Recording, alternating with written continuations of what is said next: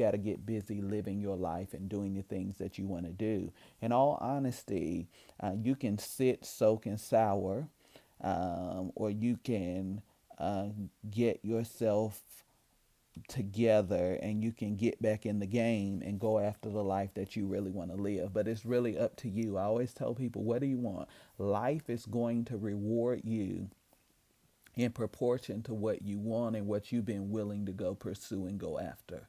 And so it's nothing wrong with having a dream, it's nothing wrong with having ambition or aspiration. But what you get in life is going to be the result of what you have prioritized and what you have been willing to pursue. And if you haven't pursued much or prioritized much, you're not going to get much from life. And so that's something that we always got to remember and keep at the forefront of our minds. As I come off of a very hectic couple of months, I am reminding myself more and more that it's not about going the fastest, but it is about going forward. As I look back at this third quarter, June, July, August was a very hectic time. A lot of different things and commitments and projects and priorities and different things that had to be done. But at the same time, I don't think about success and greatness as speed. I always think about going forward. I always think about becoming the next best version of myself, only being in competition with myself, not trying to replicate and duplicate what I see everybody else doing, but living a very authentic life and being the most original version of myself. In a world that will try to define the pace you should run, never forget that you define your own progress. And if you don't get anything out of anything I say today, I want you to walk away with that key that you define your own progress. Stop letting people tell you what's possible for your life. Stop letting people tell you how far you can go. Stop letting people tell you who you can become. And always remember that you are in the driver's seat of all change, all growth, all breakthroughs that will ever happen in your life. The moment you place your progress in the hands of other people, you give your power away. Write that down. The moment you place your progress in the hands of other people, you give your power away. And it's one of the things that really troubles me in the world is that we'll run into old acquaintances or associates or people. And one of the things that I laugh when people say it to me, oh, I thought you would be doing this, or oh, I thought you would be this, or oh, I thought you would have done this. Well, that's your mind, that's your thoughts, that's your opinion, that's your construct. That's not my life.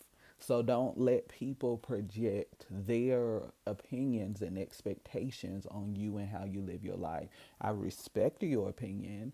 Thank you for your input. But at the end of the day, they can't live your life for you. And you can't live your life enslaved to their expectations and their opinions. So I always tell people to take other people's words as a grain of salt, particularly don't put value on the words of people that are not living the life that you want to live. A lot of times we put too much weight and too much stake in people that are not even living their most authentic or greatest life. And, I'm like, if they're not living the life they want, why would I put so much emphasis on what they have to say to me? They're not producing what they're trying to project onto you. And that's a whole nother discussion for another day. One of the most important questions you can ever ask yourself is this: who am I living for? Write that down. I want you to write that in your breakthrough journal and spend some time over the next 7 days or so just thinking with that question and write down what comes to you. Who am I living for? Because if you follow my work, if you've read my books, if you've ever spent any time with me, you know for certain that Jamel is not living for approval. Jamel is not living for affirmation. Jamel is not living for acceptance. I am living for an audience of one. And when I get to the end of my life, it's not going to be about what other people thought or what other people expected or what other people projected for Jamel to do. But at the end of this life, I'm going to leave with the assurance that I did what God expected of me to do, and I did that to the best of my ability. And you got to define what you're living for. I'm not living for any applause. I'm not living for any awards. I'm not living for any particular recognition, any particular accoutrement of success. I am living authentic to who I am and living in alignment with God's vision and will for my life. And I feel like so many people never get to that point. They do everything for other people. They bend over backwards for people who could care less about them. They push themselves to extraordinary lengths for people that never loved them. They pour their lives into people that never prioritize them. And so you have to, at some point in your life, prioritize yourself, prioritize your own goals, your own vision, the things that you want to do and achieve with your life and do in your lifetime and your generation. Are you living for the applause and the approval of other people?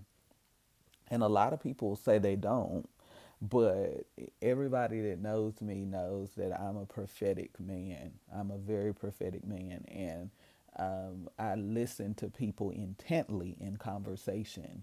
And I laugh because I say, oh, they say that they're not living for their approval. But we just had an hour-long conversation about the expectations of other people. And you hope they saw you. And you hope they were listening, and you hope, and it's like they don't get it. You're still living for their approval.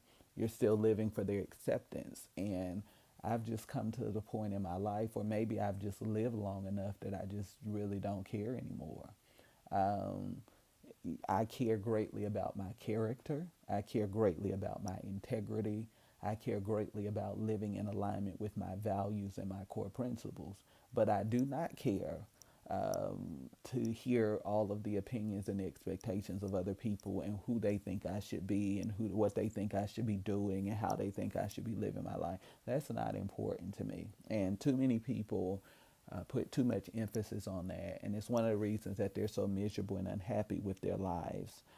Now, or are you trying or truly running your own race? I think that's a great question that you need to spend some time with. Are you truly running your own race, or are you living your life for the acceptance and the approval of other people? Now is a great time to hit the pause button and make sure that your life is in sync instead of being tempted to rush your way through life. You should be determining the pace and the speed at which your life is going. And so I want to spend a little time today talking with you about this topic: pause, syncing your life for true success. Let's delve deeper into this. As an overachiever, I will admit that pressing pause on your life is not ideal. Anybody that knows me knows I'm very goal oriented. I'm very success focused, very vision minded. So if you talk to me for longer than 2 seconds, you're going to hear about vision and purpose and goals and having a structure for your life, having a life strategy. That's one of the things that I'm so respected for. People know that I am a strategist, and I'm not okay with you just saying, oh, this is what I want to do with my life, and this is who I want to become, and so and so and so. Like, how are we going to get there? What plan are you implementing and putting in place for that to become reality? That's just who I am. I'm a strategist at heart.